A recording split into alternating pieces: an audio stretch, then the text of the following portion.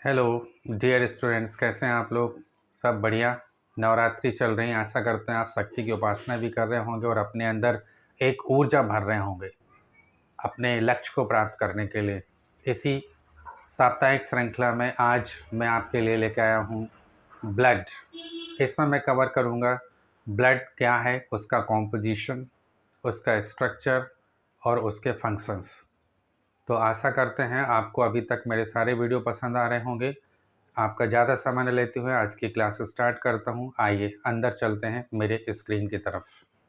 आज की क्लास का टॉपिक है ब्लड, जिसे हिंदी में रक्त कहते हैं। इस क्लास में मैं इंट्रोडक्शन, प्रॉपर्टीज, कॉम्पोजिशन और उसके कार्यों का वर्णन करूँगा। Introduction. Blood is a connective tissue in fluid form. It is considered as the fluid of life because it carries oxygen from lungs to all parts of the body and carbon dioxide from all parts of the body to the lungs. इसे हिंदी में समझिए। Blood या रक्त संयोजी ऊतक का तरल रूप है। इसे फ्लूइड ऑफ लाइफ यानी जीवन के तरल के रूप में भी स्वीकार किया जाता है, क्योंकि यह ऑक्सीजन को फेफड़ों से लेकर शरीर के समस्त अंगों तक ले जाता है और वहां से कार्बन डाइऑक्साइड को ग्रहण करके फेफड़ों तक लाता है। इसलिए हम इसे फ्लूइड ऑफ लाइफ भी कहते हैं। प्रॉपर्टीज ऑफ ब्लड, रक्त के गुण। Number 1, colour. Blood is red in colour. Arterial blood is scarlet red because it contains more oxygen and venous blood is purple red because of more carbon dioxide.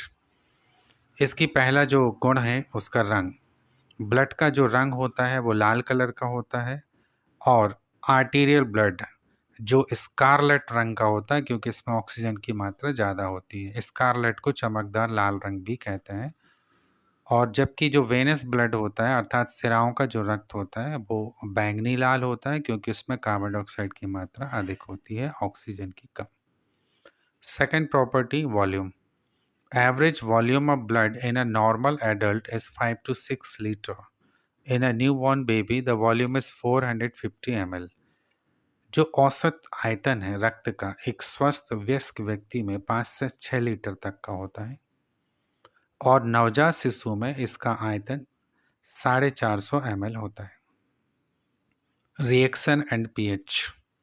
Blood is slightly alkaline and its pH in normal conditions is 7.4. जो blood का reaction है वो हल्का क्षारीय होता है और इसका जो पीएच होता है नॉर्मल कंडीशंस में 7.4 होता है। स्पेसिफिक ग्रेविटी या विशिष्ट गुरुत्व। Specific gravity of total blood 1.052 to 1.061। Blood का जो विशिष्ट गुरुत्व होता है वह होता है 1.052 से लेकर 1.061 के बीच में। विस्कोसिटी, जिसे हिंदी में साइनता या गाढ़ापन भी कहते हैं। Blood is 5 times more viscous than water. It is mainly due to red blood cells and plasma proteins. पानी की अपेक्षा 5 गुना अधिक गाढ़ा होता है रक्त, और यह इसलिए होता है क्योंकि इसमें आरबीसीज पाई जाती हैं और साथ में प्लाज्मा प्रोटीन्स होते हैं। कॉम्पोजिशन ऑफ ब्लड, रक्त का संगठन। Blood contains the blood cells which are called formed elements and the liquid portion known as plasma. रक्त का संगठन जब हम पढ़ते हैं तो यह मुख्य दो रूप से दिखाई देता है। एक उसमें फॉर्म्ड एलिमेंट्स दिखाई देते हैं और दूसरा उसका लिक्विड पार्ट जिसे प्लाज्मा कहते हैं। जो फॉर्म्ड एलिमेंट्स होते हैं वो रियल में ब्लड सेल्स होती हैं। 3 types of cells are present in the blood. Number 1, RBCs or red blood cells, or we can say it erythrocytes. Second is white blood cells or WBCs or leukocytes. Third, platelets or thrombocytes. रक्त के जो formed elements होते हैं उसमें पाई जाने वाली रक्त कोशिकाएं होती हैं जो 3 प्रकार की होती हैं। एक लाल रुधिर कणिकाएं या रक्त कोशिकाएं, दूसरी श्वेत रुधिर कोशिकाएं और तीसरा प्लेटलेट्स या रक्त पटलिकाएं। प्लाज्मा, इसका liquid part. It is a straw colored, clear liquid part of blood. It contains 91 to 92% of water and 8 to 9% of solids. The solids are the organic and the inorganic substances. जो plasma रक्त का तरल पदार्थ होता है यह straw coloured होता है। स्ट्रॉ मतलब भूसे के रंग का हल्का पीला, और इसमें सबसे ज़्यादा परसेंटेज पानी का होता है। लगभग 91 से लेकर 92% तक पानी होता है और 8 से 9% इसमें सॉलिड्स या ठोस पदार्थ घुली हुई अवस्था में पाए जाते हैं, जो कि कार्बनिक और अकार्बनिक रूप में होते हैं।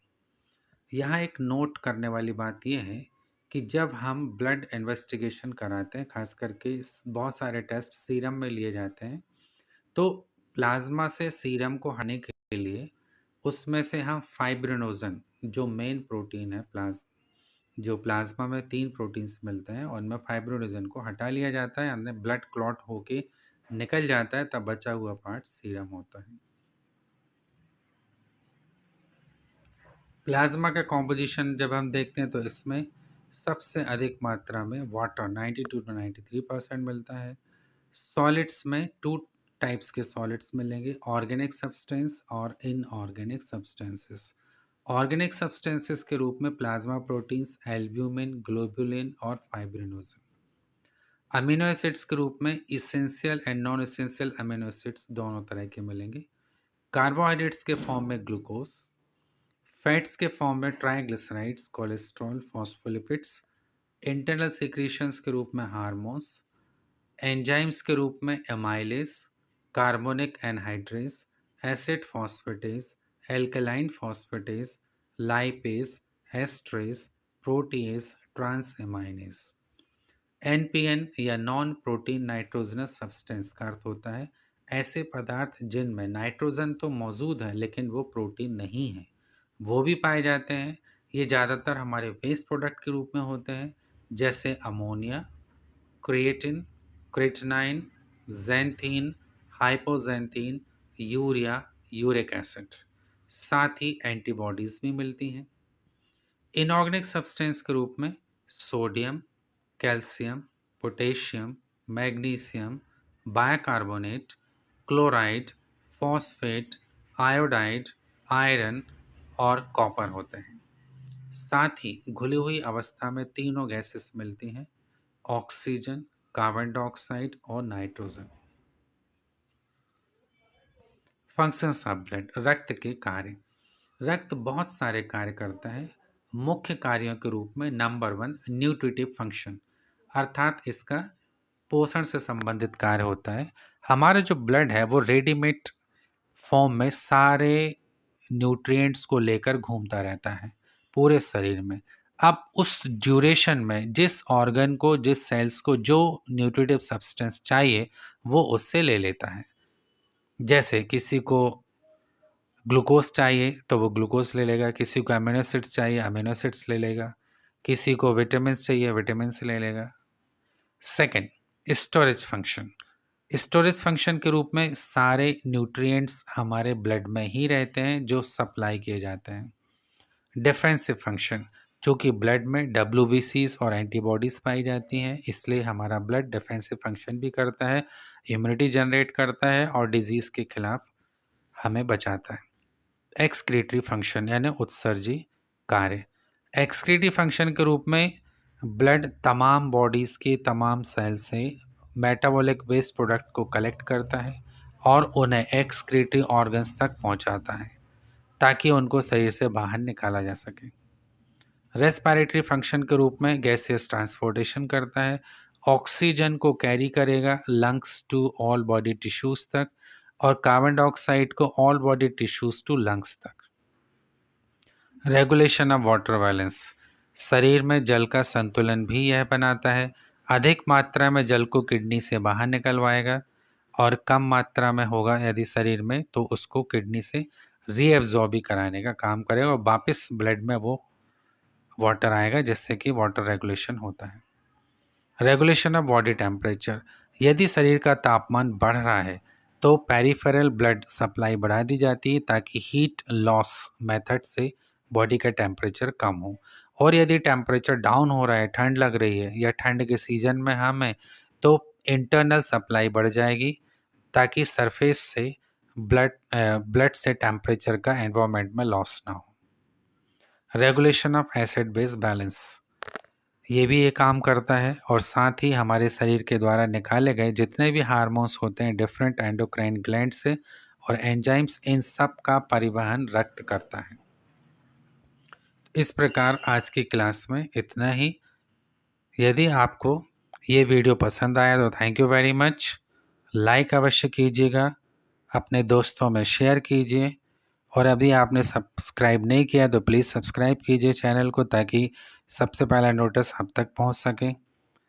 नेक्स्ट वीडियो में फिर आपसे मिलेंगे। See you in the next class. Bye bye, नमस्कार।